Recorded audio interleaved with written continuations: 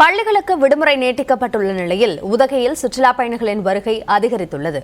இதுகுறித்த கூடுதல் விவரங்களை நம்முடைய செய்தியாளர் ஐயாச்சாமி அளித்திருக்கிறார். அதனை தற்போது பார்க்கலாம்.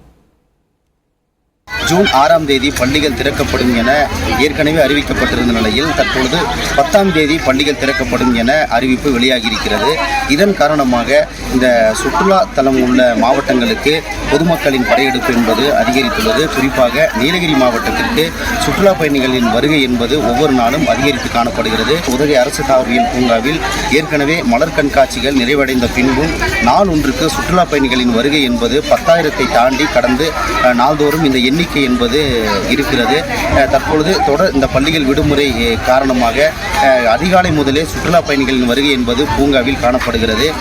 மலர் கண்காட்சிக்காக வைக்கப்பட்ட அலங்காரங்கள் அப்புறப்படுத்தப்பட்டிருந்தாலும் மலர் மாடங்களில் வைக்கப்பட்டுள்ள மலர்களை கண்டு ரசிக்க சுற்றுலா பயணிகள் அதிகம் ஆர்வம் காட்டி வருகின்றனர். இன்று முதல் 10ஆம் தேதி வரையிலான இந்த தேதிகளிலும் சுற்றுலா பயணிகள் அதிகமாக நீலகிரி மாவட்டத்திற்கு வருகை புரிவார்கள் என்ற எதிர்பார்ப்பும் எழுந்துள்ளது.